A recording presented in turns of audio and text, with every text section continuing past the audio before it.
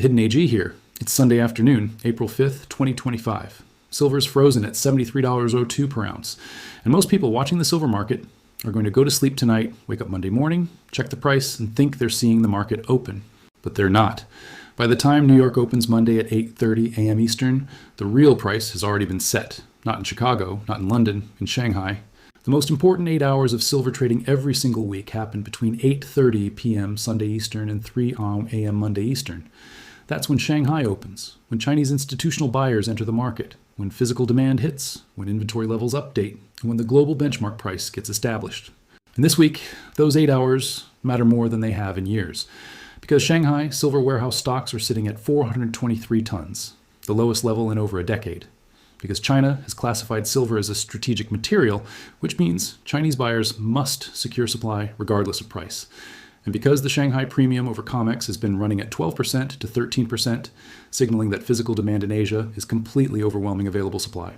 I'm going to walk you through exactly what happens during those 8 hours, why Shanghai controls global silver pricing now, what the inventory crisis means, and how to read the signals that tell you whether Monday is going to gap up violently or crash down hard.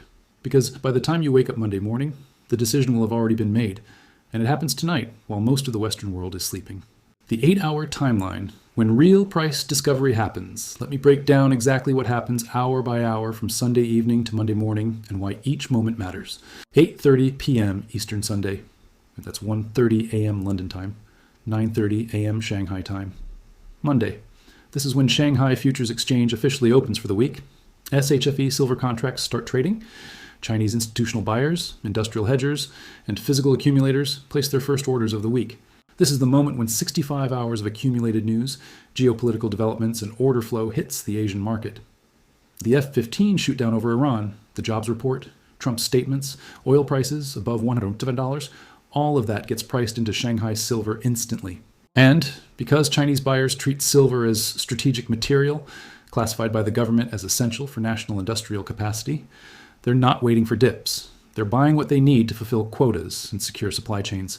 9:06 p.m. Eastern Sunday, that's 2 a.m. London, 10 a.m. Shanghai.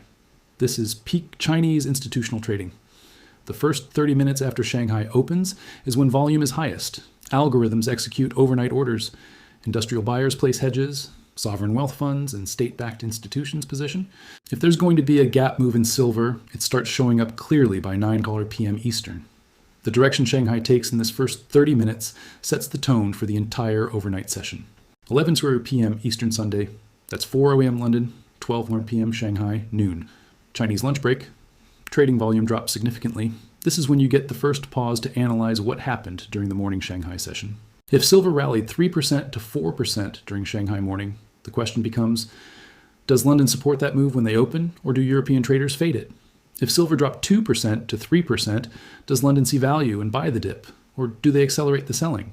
3 a.m. Eastern Monday, that's 8 a.m. London, 4 p.m. Shanghai afternoon session. This is when London LBMA opens. The LBMA morning silver auction begins. This is the global benchmark price that virtually every physical silver contract in the world uses for settlement. ETFs like SLV mark their net asset value to the LBMA price. Mining companies use it for hedging.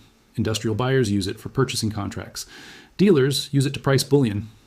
The LBMA morning price, published around 7 a.m. Eastern Monday, is the definitive weekly opening benchmark. And it's heavily influenced by what happened in Shanghai from 8:30 p.m. to 3 a.m. Eastern. If Shanghai bought aggressively and pushed prices up 3% to 4%, London has to decide, do they chase that price higher because Shanghai's physical buying is real, or do they short it back down because they think it's temporary panic? 8:30 a.m. Eastern Monday. That's 1:30 p.m. London. New York opens. COMEX silver futures, U.S. equity markets, U.S. options, everything opens. By this time, Shanghai has been trading for 12 hours. London has been trading for 5.5 hours. The price you see at 8:30 a.m. Eastern is not the opening price. It's the confirmation of what Asia and Europe already decided. Most retail U.S. investors check silver prices Monday morning and think they're seeing fresh market action. They're not. They're seeing the result of 8 hours of trading that happened while they were asleep. The real decisions were made between 8:30 p.m. Sunday and 3 a.m. Monday. New York just reacts to what Shanghai established. Why Shanghai controls silver now. The strategic material classification. Here's the part most Western analysts don't understand. In early 2026, China formally classified silver as a strategic material. That's not just a regulatory label, it's a fundamental change in how Chinese institutions approach silver buying. Strategic material status means silver is treated like oil, rare earth elements, and semiconductor materials. It's considered essential to national industrial capacity and economic security. And when something gets that classification, Chinese buyers have mandates to secure supply regardless of short-term price fluctuations. Think about what that means. A Chinese solar panel manufacturer doesn't have the option to say, silver is too expensive this month, we'll wait for a dip. They have production quotas. They have government contracts. They have export commitments. They must buy silver at whatever price is available to keep their production lines running. Chinese EV manufacturers are in the same position. China produced 12 million electric vehicles in 2024 and is on track for 15 million in 2025. Every single one of those vehicles uses silver in electrical contacts, battery systems, and charging infrastructure. The manufacturers can't delay production because silver went from $70 to $75. They have to buy. Chinese electronics manufacturers, the largest in the world, consume massive amounts of silver for circuit boards, switches, and components. They're not speculating on silver price. They're buying what they need to fulfill contracts with Apple, Samsung, Dell, and every other global tech company. This creates a demand floor that Western futures trading can't easily break. When Chinese institutions have orders to buy 10 million ounces of silver this month, and they don't care if the price is $72 or $78, that's inelastic demand. And inelastic demand absorbs selling pressure that would normally push prices down. Additionally, China restricts silver exports. Domestic production stays in China. This reduces global supply available to Western markets and creates a permanent premium for physical silver in Shanghai versus COMEX or London. The Shanghai inventory crisis, running out in 8 weeks. Now, let's talk about the number that should terrify anyone short silver and excite anyone long. Shanghai futures. Exchange warehouse stocks are at approximately 423 tons. As of early April 2026, the historical average SHFE silver inventory is 1,138 tons. The record high was 3,091 tons back in January 2021. Current inventory is only 13.7% of that record high, and it's falling. Weekly decline rates in early April are running about 12%, which equals roughly 51 tons per week being pulled out of Shanghai vaults. At that rate, Shanghai runs out of deliverable silver in approximately 8 weeks. Let me be clear about what runs out means. It doesn't mean there's no silver in China. It means there's no silver available for delivery against SHFE futures contracts at current prices. When exchange inventories hit critically low levels, either the price has to spike to bring supply back into the market, or the exchange has to halt deliveries and force cash settlement. Either scenario is massively bullish for silver. Price spike obviously drives silver higher. But even forced cash settlement is bullish because it proves the paper market is detached from physical reality, which drives investors toward physical metal and away from futures. Exchange warehouse inventories provide direct insight into physical supply availability. When inventories fall while prices rise, it signals strong consumption or restricted supply. When inventories fall while prices are flat or declining, like right now, it signals that physical buyers are accumulating quietly at discount prices, knowing the inventory drawdown will eventually force prices higher. Shanghai inventories falling from 1,138 tons average to 423 tons is a 62.8% decline from normal levels. That's not a minor fluctuation. That's a structural shortage developing in real time. The Shanghai premium, why Chinese buyers pay more. Right now, SHFE silver is trading at approximately 12% to 13% premium over COMEX spot prices. That means Chinese buyers are paying $9 to $10 per ounce more than the global benchmark price just to secure physical delivery in Shanghai. Think about why that happens. If COMEX silver is $73 and Shanghai silver is $82, why don't arbitrage traders just buy in New York and sell in Shanghai for an instant $9 profit? They do. And that's exactly the mechanism that's draining Western vaults. Arbitrage traders buy physical silver from LBMA vaults in London or take delivery from COMEX in New York. They ship it to Shanghai, they sell it at the premium, they capture the $9 to $10 spread. But here's the problem. Shipping physical silver takes time, 4 to 6 weeks from London to Shanghai. During that time, Shanghai premium can widen further if Chinese buying accelerates. And once the silver arrives in Shanghai, it doesn't come back. China's export restrictions mean that silver stays in China, so every arbitrage trade drains LBMA and COMEX inventories and adds to Shanghai inventories. But Shanghai inventories are falling despite the inflow, which means domestic Chinese consumption is exceeding both domestic production and imports. LBMA eligible silver stock is currently at 155 million ounces. That sounds like a lot until you realize global annual silver demand is approximately 1 billion ounces. LBMA is holding 155 million ounces against 1 billion ounces of annual demand. That's 56 days of supply. If Shanghai premium stays at 12% to 13%, arbitrage will continue draining LBMA. If the premium widens to 15% or 18%, the drain accelerates. And if LBMA stocks fall below 120 million ounces, the same delivery stress that's happening in Shanghai starts happening in London. When the Shanghai premium exceeds $10 per ounce, it's a signal that a buying surge is coming, because that premium level attracts institutional arbitrage players who move metal in 100,000 ounce lots, not 1,000 ounce retail orders. And when institutions start moving that much metal from west to east, Western prices have to rise to replace the supply that's leaving. What happens tonight? The critical signals to watch. So here's what you need to watch tonight and early Monday morning to understand what's happening during those 8 critical hours. 8:30 p.m. Eastern Sunday, Shanghai opens. First signal. Does SHFE silver gap up or down from Friday's COMEX close? If it gaps up more than 2%, Chinese buyers are aggressive. If it gaps down, they're stepping back, or the Western selling pressure is overwhelming. 9 p.m. Eastern, the peak Shanghai volume.